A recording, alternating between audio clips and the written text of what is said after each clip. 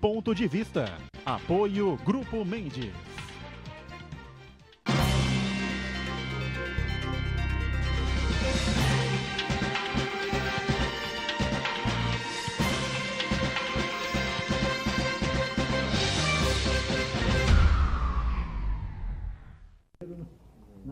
Olá, estamos começando aqui mais um Ponto de Vista, você sempre conferindo com a gente, acompanhando conosco de segunda a sexta-feira, horário da 1h30 da tarde, horário do almoço, claro, a tradição do debate, a discussão política e, claro, também da apresentação para você, não é, de temas importantes que formam a pauta e o dia a dia da cidade, da região metropolitana e, claro, sempre a discussão dos temas de interesse nacional também.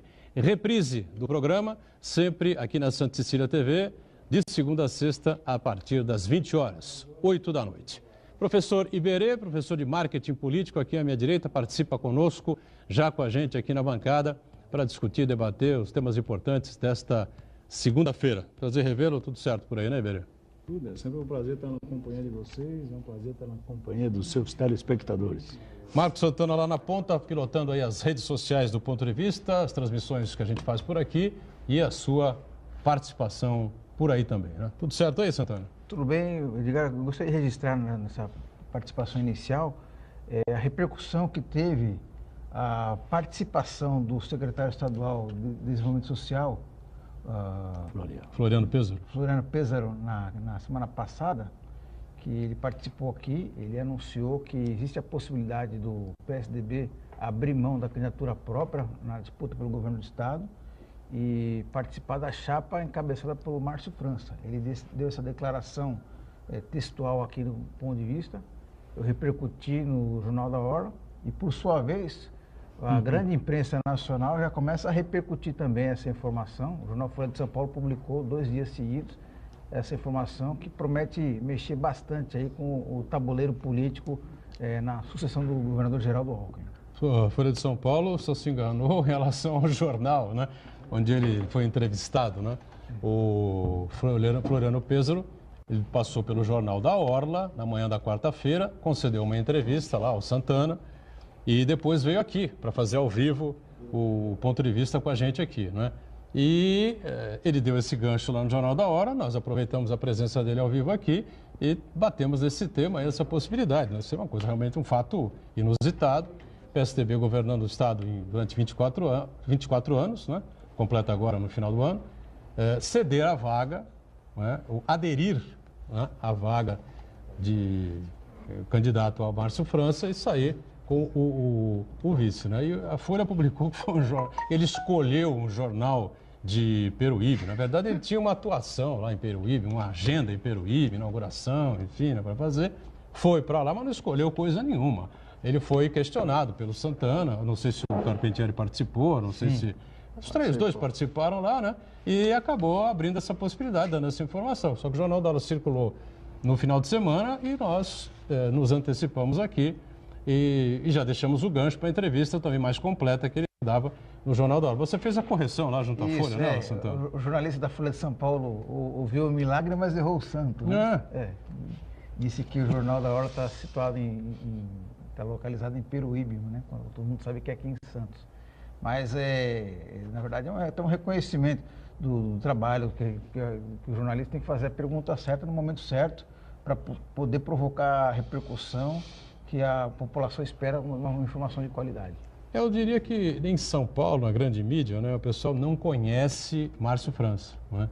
Aqui nós conhecemos o Márcio, né? Sabemos que ele é um político extremamente habilidoso, mas que em determinados momentos ele bate o punho na mesa, né, para não falar outra coisa, né? E foi isso que aconteceu recentemente, então está sacramentado.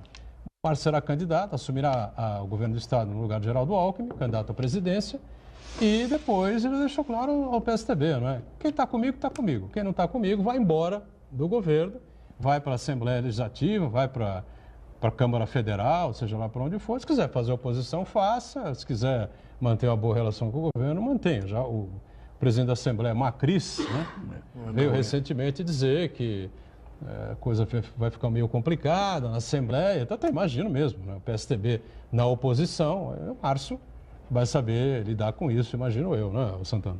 Exatamente. E agora o que é interessante é que o Márcio França vem tido uma postura muito forte, muito firme com relação a todas as lideranças do PSDB. Basta lembrar que recentemente ele foi chamado pelo prefeito João Dória para receber um convite para aderir à campanha do João Dória ao governo do estado. O João Dória supôs que o apoio do Márcio França viria por inércia. E, na verdade, o Márcio França disse justamente o contrário. Olha, você deve muito da sua eleição à minha articulação política, foi na verdade, a candidatura do João Dória para a Prefeitura de São Paulo foi uma concepção do Márcio França, que a partir daí vendeu a ideia ao governador Geraldo Alckmin e conseguiu construir um grande arco de alianças que acabou acarretando na vitória do João Dória. Então, teve uma conversa, um jantar na casa do João Dória, uma conversa muito dura, e o Márcio França inverteu a situação, falou assim, olha, você que tem que me apoiar, não ao contrário. Então, a partir daí você vê o que aguarda a eleição para a campanha estadual desse ano. Muito bem. Aldo Neto, que adora essas conversas, está com a gente aqui também, mais uma vez, para participar do Ponto de Vista. O Aldo que participou na quarta-feira também do programa, onde esteve conosco o secretário de Estado e deputado federal, o Floriano Pêsaro. Tudo bem aí, né, Aldo? Tudo bom, Edgar. Boa tarde a você, aos companheiros de mesa, aos companheiros de produção, ao nosso público telespectador em especial. E boa noite se você estiver vendo na reprise, né? Veja, o que a gente leu na Folha de São Paulo de ontem nada mais é que a articulação do vice-governador sendo colocado em prática, na prática. Quando o Floriano Pêsaro veio aqui, veio ao programa, veio ao Jornal da Hora, veio cumprir extensa agenda aqui na Baixada Santista, e coloca a possibilidade de abrir mão da sua candidatura em prol do Márcio, ele deixou claro aqui no programa, dependendo de uma ordem do chefe, o chefe é o Geraldo Alckmin, eu acho que já está se consolidando melhor esse cenário. Porém, eu tenho certeza que tudo isso passa pelo julgamento lá do Lula essa semana. Se o Lula estiver no quadro nacional, a composição, todas as composições abaixo mudam tudo de figura, completamente. Se não tiver, muda também. Porque eu acho que é legítimo a todos os partidos terem candidato a presidente. Eu lembro muito da eleição de 89, que foi a primeira pós-ditadura. O professor Iberê lembra melhor que eu, né? Com certeza. Acho que tinha uns 40 candidatos a presidente. Todos os partidos, com raríssimas exceções, lançaram candidato a presidente. E até o tempo de TV daquela época era um modelo interessante. Eu não sei como é que foi feita a distribuição, mas todos os candidatos acabaram tendo algum espaço, alguns mais, outros menos. Eu lembro do que o Lula criou a famosa Rede Povo de televisão. O Enéas tinha 15 segundos e que se consolidou, sabendo usar esse tempo com inteligência. Foi uma eleição interessante. Eu acho que a gente tem que aguardar qual que vai ser o real cenário, né? O cenário, por incrível que pareça, nós estamos há 8, 10 meses da eleição. 10 né? meses. 10 meses da eleição, não tem cenário. Seja para a presidência da República, para o governo de Estado, não tem um cenário claro. Mal tem regra clara, né? Até algumas regras foram redefinidas agora, mas regra clara nem isso tem. Então é difícil a gente construir nas possibilidades. Mas o vice-governador Márcio França é um político com bastante experiência. Ele sabe articular e conhece o jogo como poucos. Eu acho que ele está fazendo o jogo bem. Eu só acho, aí vai uma dica para o Márcio, que ele está contando muito como é que é o jogo por aí. Acho que ainda na hora dele ficar abrindo muito qual é a história que ele está tomando, porque ninguém avisa o adversário como é que vai jogar. Eu estava trazendo para o futebol, eu estava lendo que o Jair Ventura fecha treino, o cara do Corinthians não fecha, o cara do Corinthians reclamando que jogou com o Botafogo dele e o dificultar no jogo, porque jogou com o time reserva, enfim. Vale para o futebol, vale para a política. Não entrega o jogo antes da hora. Está na hora do jogo começar a ser jogado, sem dúvida. Mas não precisa falar sendo que o ponta direita vai jogar pela direita, o ponta esquerda. Não, acho que ainda não. Só isso. E uma nova que surgiu agora, esse fim de semana, não é? O Aldo Rebelo, ex-ministro, ex-presidente da Câmara Federal, hoje no PSB, Partido Socialista Brasileiro, PSB de bola, né? Partido do Márcio França, colocou o seu nome à disposição do PSB para disputar a presidência da República. Está todo mundo jogando, né? E vai demorar um pouquinho ainda para a gente ter um entendimento melhor dessa situação toda. O Santana queria completar aí a fala dele, né? Isso, eu quero convidar as pessoas que estão nos acompanhando a participar do programa, mandando sua pergunta, crítica, sugestão pelo Facebook, Ponto de Vista com Edgar Boturão, ou por e-mail, contato@pontodevista.tv.br. Quero lembrar também que o Ponto de Vista pode ser acompanhado ao vivo pela internet no santaportal.com.br/tv. E você que nos acompanha na reprise às 20 horas, uma boa noite. Muito bem. O Iberê quer uma pitadinha final ainda aí Eu queria sobre esse tema? só rápido até emendar em cima do que o Aldo está dizendo. Nós teremos aí uma data limite chamada 7 de abril. Sim. 7 de abril, eu acho que é a data que vai começar a dar cara para a Vai eleição. clarear. É quando nós começamos a mudança, tem a filiação partidária, quando eu posso mudar, quando eu posso... Então, essas contas, todo mundo está se colocando. Mas nós temos uma alteração interessante, que é a cláusula de desempenho. Por favor, não confundir com cláusula de barreira, que são duas coisas distintas. Mas a cláusula de desempenho faz com que os partidos repensem as suas posições para que não morram no meio do caminho. Então, por isso está todo mundo vendendo muito caro, né? Está lançando candidato, para ver, vamos conversar. E só para que tenha uma ideia, hoje os candidatos como Marina, 12 segundos. Bolsonaro, 10 segundos. Podemos, do Álvaro Dias, 12 segundos. Fica inviável qualquer um deles imaginar que vai ser candidato forte se não se coligar, se não se somar algum outro tempo. Professor, é isso que a gente tem que... O que a gente tinha que estar discutindo, na verdade, olha o país que a gente está. A gente analisa o candidato pelo tempo de TV. Sem dúvida. Não pela qualidade. Mas o problema não é esse. O problema é que... A gente precisa mudar a lei. Mas, Aldo, nós temos que assim... né, o eleitor. Como é que você vai Como é que ele- apresentar Exato. o eleitor? Por isso que eu 15 resgatei a eleição de 89. Tinha 40, 50 candidatos, mas, com base na representatividade, todos tiveram seu tempinho. Alguns menos, o Enéas teve 17, 7 segundos, 15 sei lá segundos. quanto, 15 segundos, mas o plano não tinha nem deputado, não tinha nem que ter tempo. Mas se a gente fosse tem fazer a regra uma agora. coisa adicional aí que a gente tem que levar em conta, que é o seguinte: o tempo de televisão, ele reflete a quantidade Sem de dúvida. partidos políticos. não é que assim à toa esse também, né? candidato Não é um tá por chute. trás. Significa dizer o quê? Quantos candidatos também, deputado estadual, deputado federal, senador, também vão estar pedindo voto para esse candidato. Quer dizer, a capilaridade dessa candidatura. Por exemplo, Jair Bolsonaro, se ele tiver meia dúzia de gatos pingados pedindo voto para ele, parlamentares, a capilaridade dele fica muito prejudicada. Mas Se você é o for muito por um mais partido candidatos que pedindo tem voto. maior representatividade popular, evidentemente terá mais deputados no Congresso Nacional. Então, evidentemente, você terá mais tempo. Ó, uma das erro do nosso sistema político. Certo, não. O Mas aí tem o professor, segundo eu queria turno, até saber a né? opinião Segundo do turno, professor segundo quanto a turno, isso. segundo turno. O cara que é candidato a deputado, ele vai fazer a campanha dele. Ele está pouco se ferrando para o senador, para o governador ou para o presidente, a não ser que ajude com material, se faça presente. Né? Se não vier, está pouco se ferrando. Tem que estar vendo o lado dele. E aí, que é um outro contexto errado, de fazer tudo, juntar tudo. Não, o deputado, Então, só para você deputado ter- prefere sempre que o partido dele Tenha a tenha cabeça. candidato pelo menos a governador. Sem dúvida. Não é? Prefere. Pelo menos a governador. Uma coisa Porque o é número ter- dele está lá exposto em rede praticamente o tempo todo. Porque o nosso. Só para ter uma ideia, nós estamos discutindo aqui tempo de televisão, que é uma coisa desequilibrada, mas a lei é essa. O que é mais equilibrado, o que é equilibrado nesse processo, são os debates. Os debates, sim. Só que para você participar do debate, Tem que ter você tem que ter no representatividade na Câmara mínimo 6 deputados federais. Por essa razão, todo mundo está acompanhando e o Bolsonaro está indo para o PEN. Não, né? PSL. PSL. Já mudou. Já mudou. Vamos aguardar. Por onde ele possa ter os 6 deputados e garantir a participação em debate. E agora tem rede social. O que eu acho é que nós, lamentavelmente,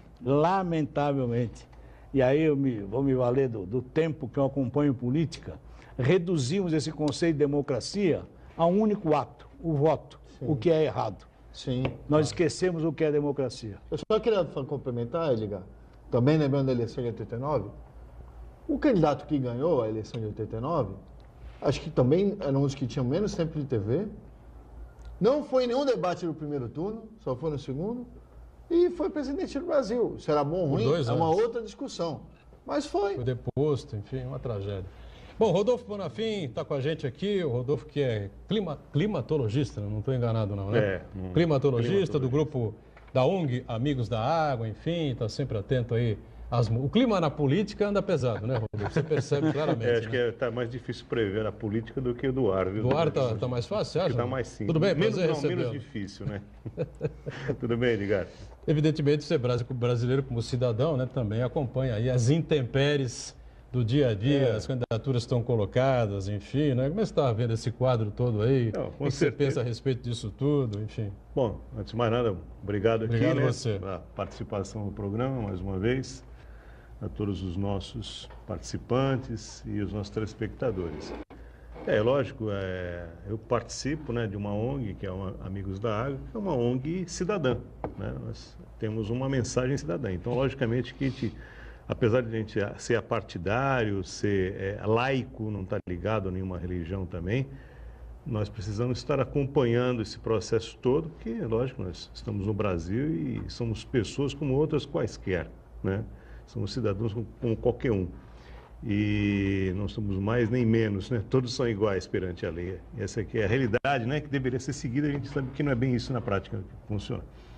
Eu vejo que está muito conturbado, né? Como vocês todos falaram agora mesmo, né? Não há definição, né? Até o Bolsonaro, que estava surgindo aí, talvez com uma esperança de subir com a derrocada do Lula, agora já pegaram ele já, e já estão começando já a enfiar um monte de denúncias, um monte de coisa, justamente para queimar ele antes de ter alguma possibilidade, né? Com Lula e Bolsonaro fora, aí surge, sim, realmente um horizonte maior para os outros candidatos, inclusive os tucanos, né? Então, possivelmente até com o Geraldo Alckmin, né? É possível que, realmente, fora o Lula e o Bolsonaro, bem mais abaixo nas pesquisas, acho que eu acredito assim que o Alckmin pode até ser um nome até um pouco mais forte, né? Encarando assim friamente, né? A eleição sem nenhum favoritismo para um lado ou para o outro. Em relação à ONG Amigos da Água, você como representante dessa entidade, que tipo de colocação você faria a um candidato à presidência da República? Ou não há assim uma reivindicação momentânea com relação a esse tema?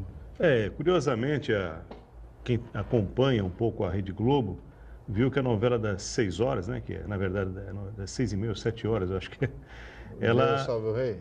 Deus salve o rei. A temática é sobre água. É sobre água? É sobre água. Capítulo. Dois reinos que estão disputando aí a água, né? E as guerras pela água já acontecem há milhares de anos, né? É que no Brasil, nós estamos aqui na região sudeste, basta abrir a torneirinha, parece que tem bastante água, que nunca vai faltar, nunca. Não é? Já tivemos aí um problema em 2014, né? A escassez de água, não chegou à Baixada Santista, mas muitos lugares da capital, né, já tiveram um problema de racionamento, tem bairros nobres, inclusive. Não foi bairro assim de gente de classe média para baixo, né? Foi de classe média para cima. Então o problema da água é realmente evidente. As chuvas são bastante irregulares, estamos passando agora por um período assim de mais chuva abundante, mas é sempre preciso ficar alerta. Aqui na Baixada, apesar de a gente não ter reservatórios de água, não é bem necessidade, por enquanto os rios servem a nossa região, mas a nossa água já está sendo reivindicada para outros lugares, né? O caso aí do Rio Itapanhaú, que está bombeando água aí, vai bombear água aí para Mogi das Cruzes, aquela região toda ali da Grande São Paulo. Ali tem problema de falta d'água também? Aquela região de Mogi? Sim, tem. Não é endêmico, mas tem, né? E o que a gente pediria, assim, né, um apelo político, é que se a gente tivesse mais cuidado com essa água, essas tubulações que já são muito antigas, né, onde há perda de água, inclusive, no trajeto do reservatório para a residência, para a indústria, e que os políticos não ficassem só contando com a água do verão, a chuva do verão e da primavera, que às vezes pode falhar, né? Que observassem mais esse problema da água, que não é só, né? Não é como ficar, por exemplo, o governo estadual que ficou rezando aí para que chovesse em 2014, 2015 para regularizar o nível dos reservatórios. Tem que haver uma medida preventiva. Muitas campanhas, né? São campanhas que eu não sei, eu acho que não chega a conscientizar muito, né? Porque olhar o nível, eu acho que é pouco. Tem que saber por que tem que fechar, tem que manter o nível, né? Agora, Rodolfo, deixa eu só... Claro. O Rodolfo está colocando aí a possibilidade e a necessidade de troca de tubulação e tal. Vamos descartar essa ideia, porque para o político enterrar cano não dá voto. Ninguém vê. Então, não vende. Por isso é que a gente está vendo aí as tubulações, às vezes, arrebentando para tudo quanto é lado. São coisas antigas, feitas há anos, e isso tem um prejuízo na capacidade geral do abastecimento de água. E tem uma coisa que me ficou muito marcado há um tempo, um discurso do Nelson Mandela, dizendo que a Terceira Guerra Mundial viria pela água, que já naquela época 8 milhões de pessoas não tinham acesso à água. 8 milhões? 8 milhões de pessoas não tinham acesso à água. Acho que hoje é muito mais, né? Então, isso já naquela época. E ele dizia que a Terceira Guerra Mundial viria para o problema da água. É que como nós ficamos aqui no Brasil dizendo que o maior aquífero do mundo é no Brasil, Guarani, não sei o quê, que é de baixo, que abastece, não é a realidade do mundo, né? Trata-se a água muito mal, como se fosse um bem inesgotável. Então, de repente, nós vamos ter aí que estar com esse apaga-luz, enche água, desvia rio, para poder manter toda essa tecnologia que exige. Nós não temos outra fonte de energia sem ser água, então nós ficamos o quê? Dependendo da chuva, dependendo de abertura de canais e represas, e senão não vai dar certo. O Rodolfo vai responder daqui a pouquinho, estouramos aqui o primeiro bloco, vamos para o nosso intervalo.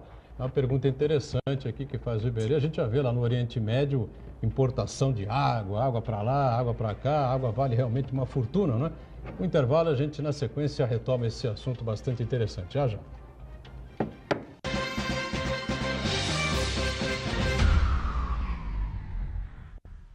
Existe um lugar em Santos onde você encontra os empreendimentos mais fascinantes da região. Um lugar amplo, aconchegante, feito para oferecer o melhor atendimento para você. Um lugar que reúne as melhores opções residenciais e comerciais nos bairros mais nobres de Santos. Um lugar que a gente nem precisava dizer, porque você já sabe. Central de Vendas Grupo Mendes, Rua Guaiaó 55, Aparecida. Venha fechar um bom negócio para abrir as portas do seu novo lugar. Aí, Gastão!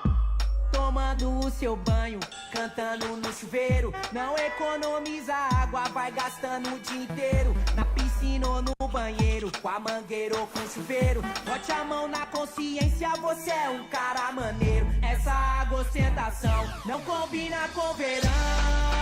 Fecha a torneira, não desperdice. Nesse verão, economize água, tome banhos mais curtos, não lave o carro, não use a descarga além do necessário. Sabesp, Governo do Estado de São Paulo. A Unisanta oferece mestrados inéditos recomendados pela CAPES e com professores altamente capacitados. Mestrado em Engenharia Mecânica, Direito da Saúde e agora Auditoria Ambiental. Aproveite descontos especiais e financie 50% do valor das mensalidades. Inscrições e informações www.unisanta.br/mestrado. Universidade Santa Cecília, primeira na Baixada em ranking mundial de pesquisas científicas.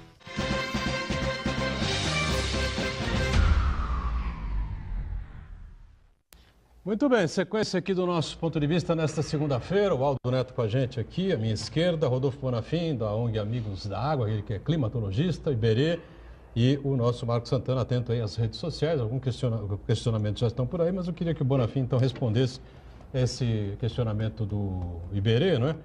E lembrou de uma fala de Nelson Mandela lá atrás, dizendo que a Terceira Guerra Mundial vai sair por conta da disputa por água. Será que vamos chegar nisso mesmo, Rodolfo? Então, as guerras por água sempre aconteceram e continuam acontecendo e vai piorar cada vez mais. É que a gente mora, assim, o mundo, existem mundos dentro de mundos, na verdade, né? Então, se você pegar uma cidade como São Paulo, uma cidade tão grande, existem várias São Paulos dentro da mesma cidade. Sem dúvida. Existe a São Paulo dos ricos, a São Paulo dos pobres, a São Paulo dos intelectuais, dos mais ou menos. É um universo. Então, o mundo vive dentro de outros mundos. Então, a gente vive, às vezes, uma realidade fechada dentro de nós que parece que realmente não vai faltar água, né? Mas já está faltando em muitos dos lugares. A realidade é muito grave. Na África, existem processos aí de filtros novos, membranas novas que estão desenvolvendo. São membranas de nanotecnologia, que vão permitir com que você beba uma água de deserto, uma água duvidosa, onde não há estação de tratamento de água. E esses filtros, eles devem vir para nós daqui a algum tempo, não se sabe a que preço, né? Porque, na verdade, quando a gente bebe essa água aqui, mesmo ela filtrada, bonitinha, dita potável, ela é potável segundo alguns critérios no Brasil. Talvez essa água não seja potável, por exemplo, na Itália, em outros países, que existem muito mais critérios ainda. Então, é muito duvidoso, na verdade, a água que a gente bebe, né? E, com certeza, as membranas e os filtros da concessionária não filtram todos os poluentes, obviamente, né? Por isso que estão vindo aí os filtros de nanotecnologia. São partículas muito menores, né? Micro-organismos muito menores, que passam nós ingerimos, né? Que vão gerar, inclusive, aqueles disruptores endócrinos, né? Que até foi um motivo de notícia aí, há pouco tempo, né? Aqui na nossa Baía de Santos, contaminada aí com resíduos de cocaína e de medicamentos antidepressivos que são descartados na água e isso passa pelos filtros convencionais. Então, é necessário ainda vir uma geração melhor de novos filtros para quem tem uma água de melhor qualidade e menos duvidosa. Agora, respondendo a tua questão aí, Beré, complementando, até mesmo o aquífero Guarani já está em vias de contaminação. Sim. Em 2002, faz bastante tempinho aí, 2002, um geólogo da Embrapa já tinha alertado na Folha de São Paulo que já havia alguma contaminação devido a cemitérios clandestinos, agrotóxicos, né, no Guarani. Agora, de 2002 para cá, imagina o quanto não deve ter piorado um pouquinho aí, né? Muito bem. Santana tem um questionamento político aí, é isso? Exatamente. O nosso telespectador que nos acompanha aqui, o Carlos Gomes, ele diz que, assim como existia um exame toxicológico para os caminhoneiros, devia também ter um exame que identificasse os políticos corruptos e evitar com que eles participem do processo político. Eu acho que já existe, que é a lei da ficha limpa, né? Não, mas eu acho que o Carlos está dizendo o seguinte, eu sou da opinião dele, mas exame eu sanguíneo. manteria o toxicológico para o político e o de idoneidade. Hoje em dia nada está nos assustando. Isso não é compulsão, é isso? O sanguíneo não dá para você fazer, né? Como é que vai aparecer ali se o cara... Eu não sei, de repente com essa... Os escândalos são do tamanho que eu manteria o Com o toxicológico. avanço da ciência é capaz de se fazer, né? Um comparativo aí sanguíneo entre a tendência do sujeito de ser picareta, de ser safado, e a tendência do outro de seguir numa linha correta. Então, você vai comprar uma geladeira hoje, você tem que levar atestado de idoneidade, tem que levar carimbo, leva a certidão da mãe, do pai. Para ser político não precisa nada disso.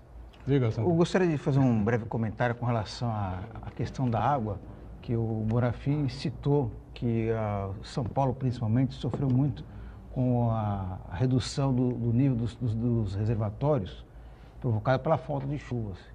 E eu quero lembrar que muita gente incensa o agronegócio brasileiro, dizendo que o agro é pop, o agro é tech, o agro é 10. Só que, na verdade, é bom para um grupo específico de pessoas, porque se você para pensar o resultado prático para o Brasil, o benefício para o brasileiro, é muito questionável. E em 10 anos, o IBGE fez esse levantamento, em 10 anos, o agronegócio promoveu o desmatamento ilegal da floresta amazônica, um tamanho equivalente ao estado de São Paulo inteiro. E o que tem a ver o agronegócio com a questão das chuvas? A partir do momento que você reduz a quantidade de mata nativa da floresta amazônica, você evita com que a floresta ela transpire e, a partir daí, evita com que se produza água. E, consequentemente, você acaba com os chamados rios voadores. São imensas quantidades de água que atravessam o país inteiro em forma de vapor, e ela vai perdendo a temperatura e ela vai se tornar chuva na região centro-oeste, na região sudeste, justamente onde existe a maior parte dos reservatórios do Brasil. Então, quer dizer, o agronegócio não é tão pop assim quanto se possa imaginar. Então, eu acho que o que precisa é uma política de Estado que promova o desenvolvimento econômico do país, mas que também perceba também as necessidades e o equilíbrio ambiental que o Brasil precisa, porque uma coisa é você beneficiar um grupo específico da população brasileira, que é um grupo muito reduzido, e você ter consequências muito drásticas e muitas vezes irreversíveis, que acaba prejudicando o próprio desenvolvimento do país. Eu fui abordado sexta-feira por duas jovens, dois meninos do Greenpeace, né? E que queriam que eu me cadastrasse, enfim. Eu já fui também. Larguei na metade. E fizesse uma colaboração, enfim, falei que ia pensar essa coisa toda e tal, né? A gente sabe muito bem que a Europa, para poder se desenvolver, para poder avançar, os Estados Unidos, enfim, né, devastaram toda a sua mata, né, botaram tudo no chão, construíram as cidades, portos, aeroportos, as rodovias não são, nos Estados Unidos são grandes pistas, grandes rodovias, na Europa são mais estreitinhas, enfim e tal. E como é que vai fazer o Rodolfo Bonafim? Nós vamos ser o pulmão do mundo eternamente, vamos continuar pobre, na miséria. Mas já tem jeito de você mas já está com desenvolver. enfisema, esse pulmão já está com uma enfisema aí. Tosse, né? Veio devagar. Porque é tanta pobreza, tanta miséria, tanto que a desmatamento gente não consegue, desmatamento.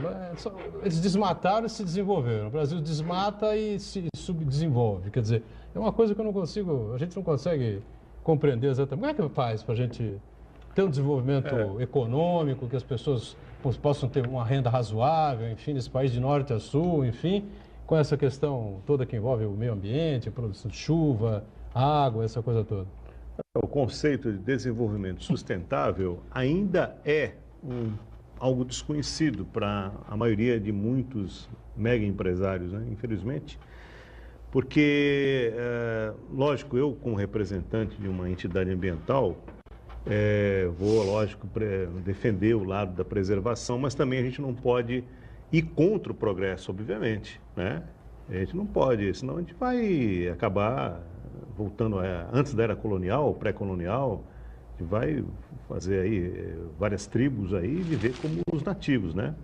Aliás, o índio, ele tem muitas lições para dar para a gente, na verdade, né? Porque ele é talvez o único ser humano sobre a face da Terra, não só o índio brasileiro, como quase todos do mundo, que conseguem, né, viver,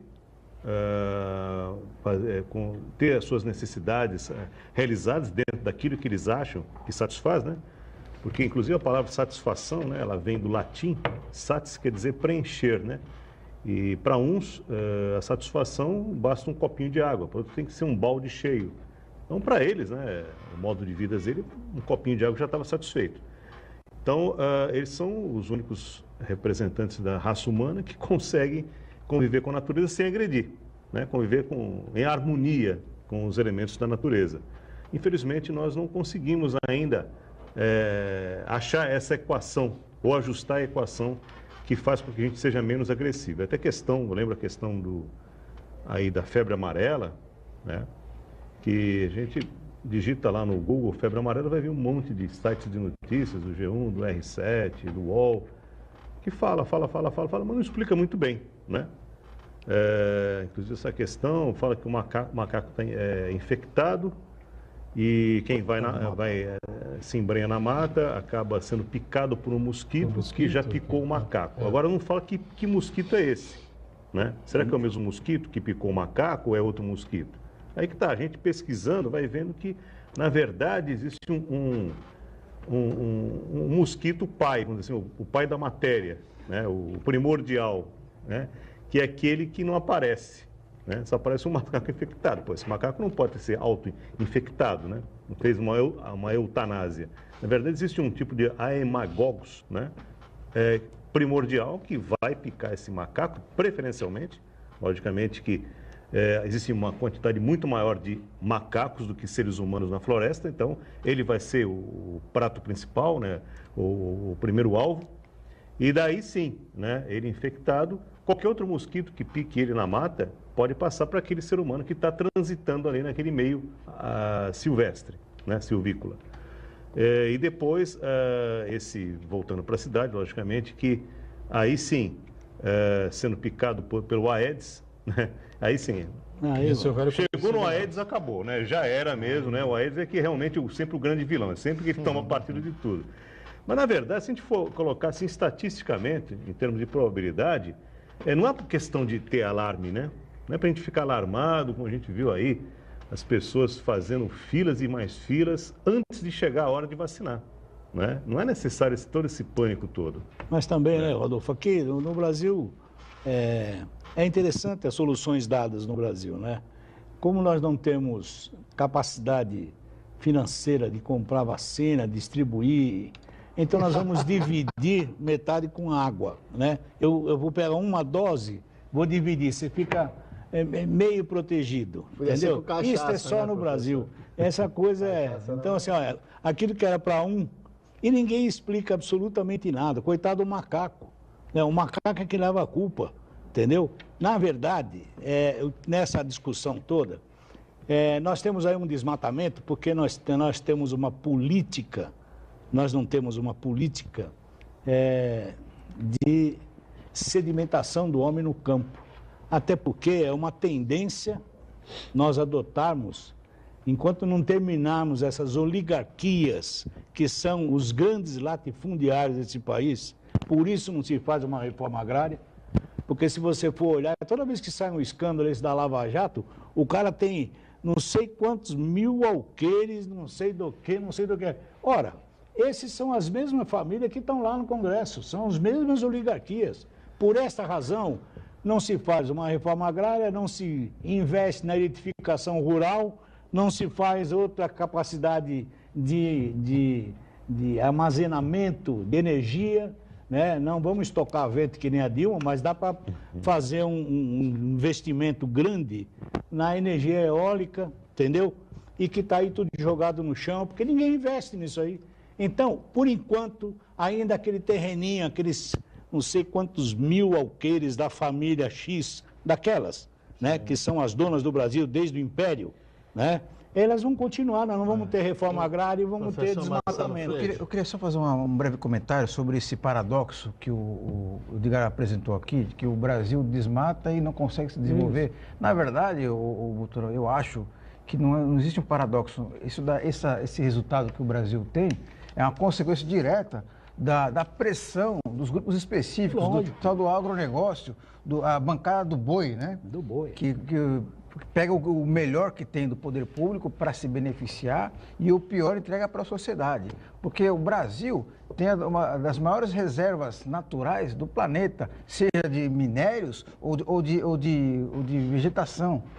O Brasil tem o maior número de espécies vegetais do mundo, juntando o Cerrado, juntando a Mata Atlântica, juntando a Amazônia. O número de plantas que existem no Brasil supera o Brasil, somando o resto do mundo inteiro. Então, o que falta? Falta uma política nacional que desenvolva a indústria farmacêutica, a indústria de remédios, a indústria de cosméticos, a indústria alimentícia, para aumentar, para agregar valor. Eu vou chegar num ponto que é o básico do professor Rodolfo aqui.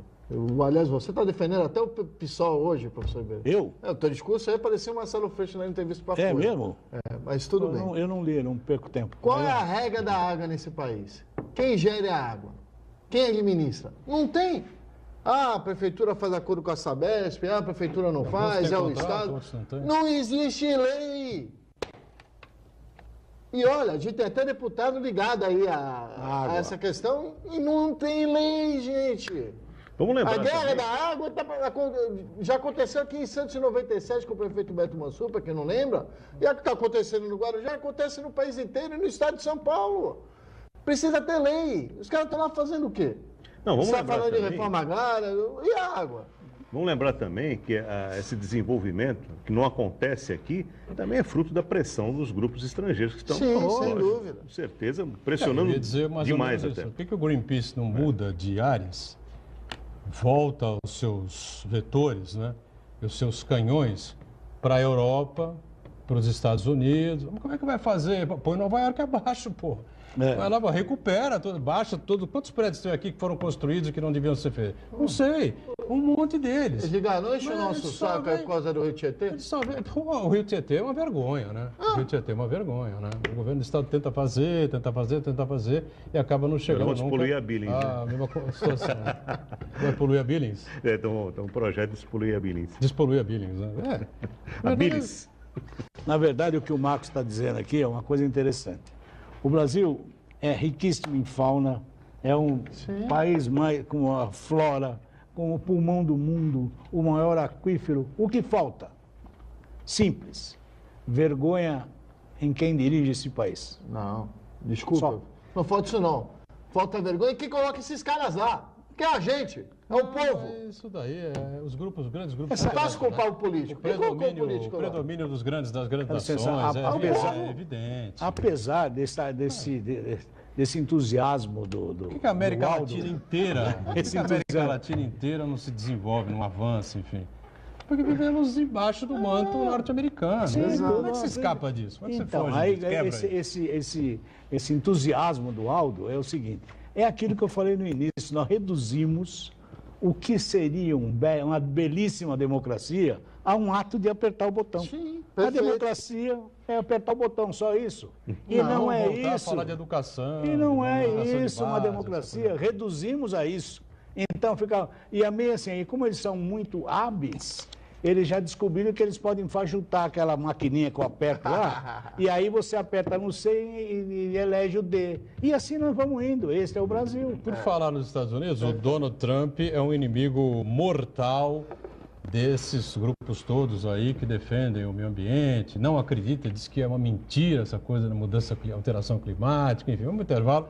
Na volta, quero que o Bonafim explique que peso, né, tem esse dedo aí, esse dedo grosso aí do Donald Trump, né, que está ferrando todo mundo. E como é que fica o clima no Brasil? Algumas mudanças, estamos no janeiro, chuvoso, só chove no meio de janeiro, né? Para muitos é bom, porque pelo menos a temperatura não sobe tanto, né? Mas estamos meio que numa estufa aqui na cidade de Santos, enfim, né? É verdade. Vamos para o intervalo, voltamos já já.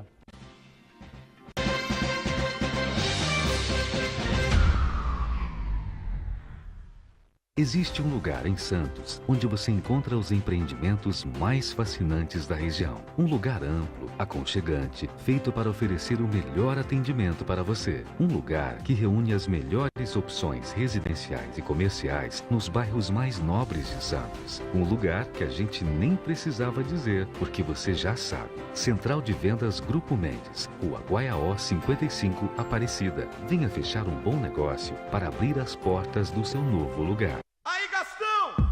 Tomando o seu banho, cantando no chuveiro. Não economiza água, vai gastando o dia inteiro. Na piscina ou no banheiro, com a mangueira ou com o chuveiro. Bote a mão na consciência, você é um cara maneiro. Essa água ostentação não combina com verão. Fecha a torneira, não desperdice. Nesse verão, economize água, tome banhos mais curtos, não lave o carro, não use a descarga além do necessário. Sabesp, Governo do Estado de São Paulo. Dia 24 de janeiro, 8 da noite, direto do Estádio Nico Mursa, a Santa Cecília TV transmite ao vivo e com exclusividade Portuguesa Santista e Rio Branco, pelo Campeonato Paulista 2018. Prestigie a Briosa, indo ao estádio e curtindo com a família essa experiência. Quarta, dia 24, 8 da noite, Santa Cecília TV, a TV com a maior programação regional da sua TV. Apoio, Vestibular Universidade Santa Cecília.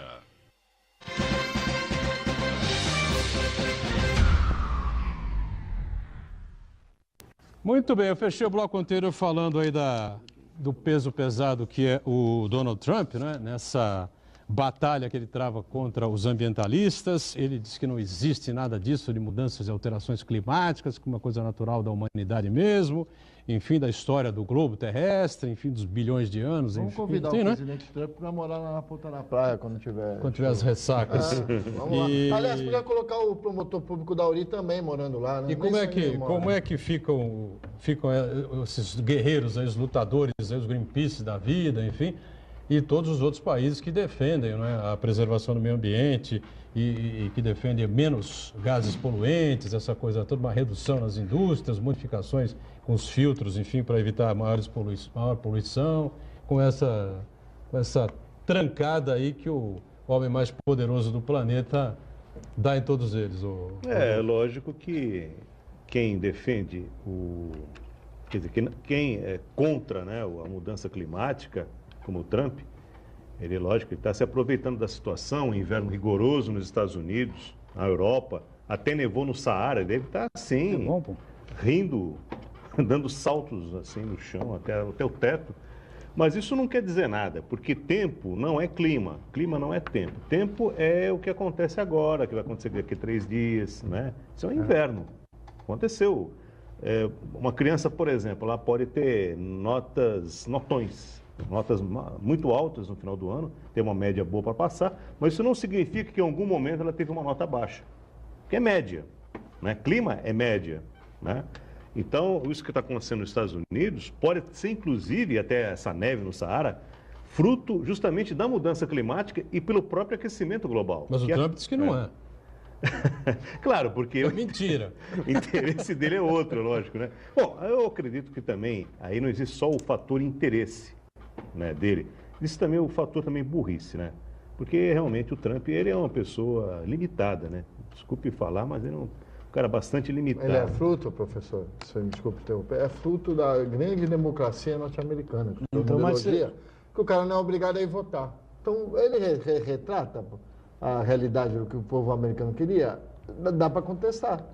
Então, mas eu só queria fazer uma observação. Eu assisti uma entrevista de um professor também, um cientista ligado a esta área do clima, de climatologia.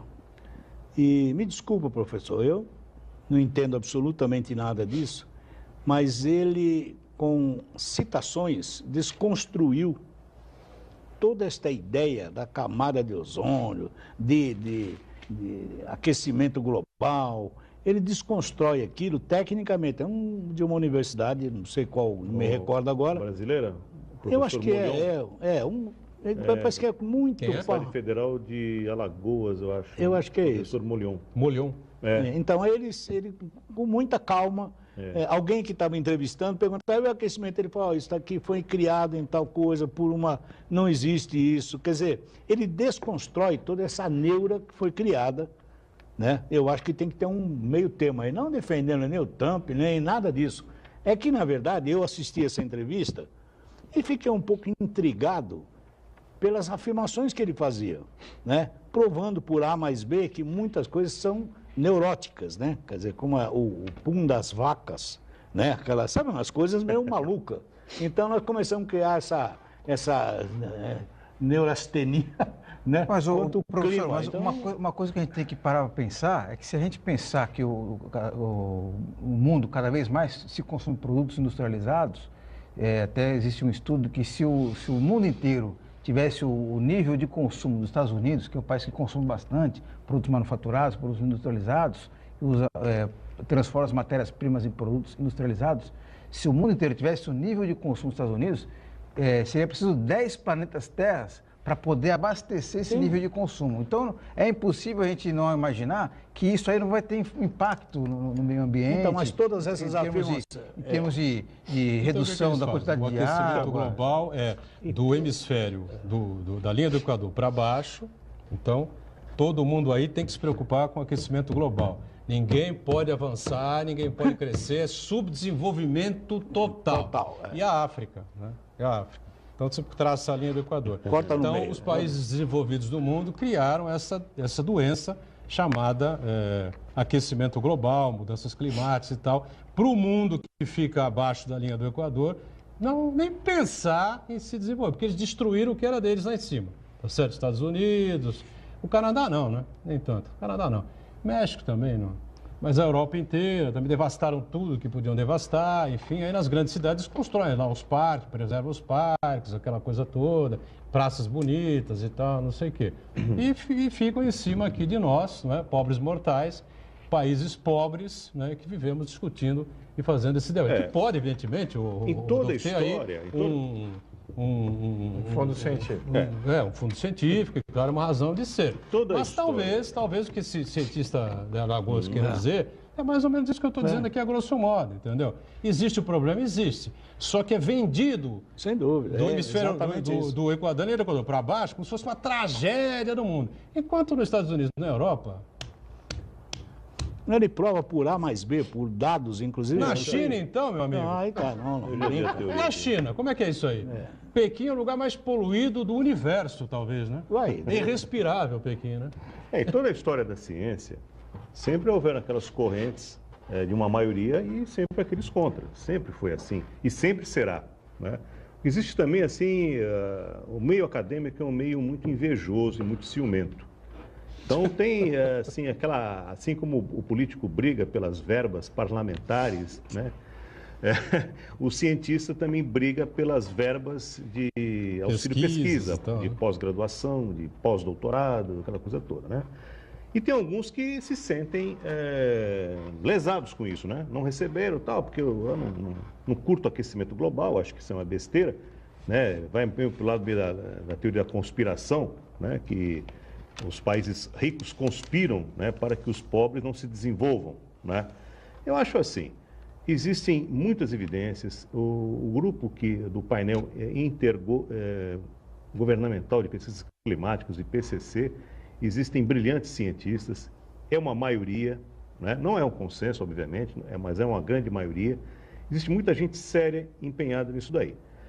A gente pode, assim, não acreditar piamente nesse aquecimento, mas podemos dizer com certeza que existe mudança climática sim. A atmosfera da Terra, ela está mudada. Lógico. Não se sabe até que ponto a mão do homem interfere nisso. Não se sabe a porcentagem, se é 1%, 2%, 10%, 20%. E alguns adversários do aquecimento global vão dizer, obviamente, que o ser humano é muito pequeno para interferir no clima de um planeta todo. Mas aí a gente vem com uma contra-argumentação dizendo o seguinte, que o equilíbrio ecológico é muito delicado, né? Basta você mudar 0,2 graus na temperatura média da Terra que vai haver alteração no movimento das massas de ar, né? Sim. Como está vendo agora, por exemplo, passou de meio grau, chegou a 0,9 graus a temperatura média do Oceano Pacífico Central, determinando o quê? Que um certo resfriamento na atmosfera que está, inclusive, impactando aqui. Mais chuvas, como o Boturão falou, menos calor. A Terra já congelou e descongelou quantas vezes? Várias vezes, e o homem nem estava aqui. O homem nem estava aqui. A diferença agora é que o ser humano habita, né? O problema é o ser humano. Se você pegar por base isso que o Santana falou há pouco, se você tivesse... Você teria que ter não sei quantos planetas Terras para que vários outros países consumissem aquilo que os Estados Unidos consomem. Isso eles descobriram há mais ou menos 100 anos. Né? Falaram, não, então é o seguinte, bicho. Daqui para baixo a negada não pode... Não pode pôr a cabeça para fora. Só nós temos que continuar com esse domínio. O problema é o ser humano. Até que os cientistas ficam com um probleminha de invejinha de financiamento público, não financiamento público. O problema do planeta em tudo é o ser humano. Eu queria trazer também a questão para o nosso problema local que está hoje no Jornal A Tribuna, que é a questão que a prefeitura começou a fazer uma obra lá na ponta da praia. Eu sou da época que lá onde está tendo a obra tinha praia, tinha faixa de areia. Aliás, e hoje não tem. Aliás, só me permite aqui, só para registrar que essa questão aí está sendo abordada pelo Uriel Vilas Boas, que está perguntando para nós avaliarmos a postura do Ministério Público que impediu a continuação do projeto de recuperação da ponta da praia. Então, nós poderemos ter uma ideia boa amanhã com a presença do Glaucus aqui, me fale sobre o nome dele? Farinello, né? Secretário adjunto do Júlio Eduardo na Secretaria de Obras Públicas, né? O Glaucus vai estar aqui, entre outros, Secretaria de Desenvolvimento Urbano, que é a secretaria responsável por essa obra. Tentativa de se recuperar a faixa de areia lá entre o canal 7. A questão é ambiental. O 6, né? Não, o canal 6 e o aquário. 6 e o meio ambiente. Aí eu pergunto, para que existe? O meio ambiente não existe para a gente usufruir dele? Nós vamos esperar. Nós estamos numa ilha de São Vicente. Nós vamos esperar mais alguns séculos para virar a ilha de Atlântida, mudar de nome? Acho que a prefeitura está consultou os órgãos ambientais, consultou a CETESB, consultou o IBAMA, como está aqui, Eu não entendo. Vão fazer lá com a ponta da praia que fizeram com o VLT? O procurador, o promotor de meio ambiente é o mesmo, né? O promotor de meio ambiente é o mesmo. Doutor Dauri, com todo respeito, eu já tive alguns embates com ele aqui em programas de televisão e de rádio, questionamentos, sempre na maior educação do mundo, Claro. enfim. Mas ele impediu, não permitiu que o Museu Pelé fosse construído no emissário submarino. O prefeito na época era Beto Mansur, foi em 98, 99, foi lançado esse projeto. Já teve um da empresa impedimento daquele Inmontes. projeto do Davi Capiçano também. Não sei se Beto era Carreiro? É, lá Beto atrás. Aí o Beto Carreiro teve um outro impedimento ali, que foi mais grave que esse aí, mas Acho que ainda foi não mais era sério, um pouco do que esse aí do Dauri. Era o pai do Mas Dauri. ele impediu que o Museu Pelé fosse no emissário. Aí, em Monte era o grupo empresarial, teve um lançamento grandioso na prefeitura. Eu tive a oportunidade de entrevistar o Pelé. Dita, com grande apoio do então deputado Fausto Figueiredo. Eu tive Não, Fausto era vereador. Fausto era vereador. É verdade, mas fez a denúncia inteira. E outra coisa, eu tive a oportunidade, no gabinete do Beto, fazer uma entrevista ao vivo para a CBN, enfim, com o Pelé, o Lombardi participou com a gente, enfim. E aí veio o meio ambiente e impediu o prefeito de fazer a obra, a empresa de fazer a obra. Aí impediu que a prefeitura, o governo do Beto, fizesse a ciclovia da Orla 6, 7 metros para dentro da areia. Ou seja, você que é ciclista ou que usa a ciclovia a trabalho ou a lazer, você ia pedalar respirando o ar que vem do mar. Hoje você respira o ar que vem dos ônibus, dos caminhões, dos carros, das motos, seja lá o que for. Mais recentemente a encrenca do VLT, porque o VLT vinha nessa reta e fazia isso e vinha para dentro, aí ele criou uma confusão danada, enfim, não podia, porque a legislação era isso, a legislação é aquilo, e paralisou a obra, isso, aquilo, enfim. Mas é o tempo que ele não aparecia já, mais de um ano que ele não aparecia, então ele está aí de novo em todos os jornais. A gente vai poder discutir com mais tranquilidade no programa de amanhã, com a presença do secretário adjunto da pasta responsável por essa obra. Bonafim, como eu falei, nós estamos aí com muitas chuvas em janeiro, parece que vai ser assim até o fim, a previsão é que fevereiro que seja um mês que vai ferver, é isso mesmo? Então, as temperaturas não têm subido muito, né? Muita gente está se queixando. Hoje está calor, né? Segunda-feira está quente. Está se queixando, mas é assim, é sensação térmica mesmo, né? As mínimas são muito altas durante a noite, né? 25, 27 graus de mínima, é muito alto, né? Para um período da noite, sem sol. E só esses últimos dias que a temperatura tem subido mais, né? Obviamente. E vai alternar, logicamente, com períodos mais amenos. E vai ser assim em janeiro, basicamente isso, né? Uns dias mais quentes, dias mais tranquilos, né? Agora, fevereiro não, né? Finalzinho de janeiro já, começo de fevereiro, a gente vai ter um tempo mais firme, deve ter um tempo mais ensolarado. Então, quem programou férias para fevereiro, aproveite bem, viu? Que vai ser um mês legal para curtir praia, né? Tem muita gente os professores aí, que em janeiro não conseguem aproveitar muito bem essa época, porque janeiro realmente é um mês sempre muito chuvoso. E esse ano está um pouquinho mais complicado, justamente porque as águas do Pacífico Central estão mais frias do que o normal. Nós estamos com laninha, é isso? Não? Tecnicamente falando, né, o pessoal da meteorologia é meio enjoadinho, né? Existe toda uma burocracia para sacramentar se é ou não laninha. Precisa de 3 trimestres com a temperatura abaixo de 0,5 grau, né? Ainda precisamos até março confirmar isso daí. Talvez nem dê tempo de confirmar. Quando confirmar que a laninha está instalada, já as águas mais profundas, está vindo um bolsão de águas quentes, né, no Pacífico, que deve equilibrar essa temperatura a partir de março. Portanto, a gente nem deve ter realmente um laninha, é um resfriamento. Mas o que importa para a população é aquela coisa.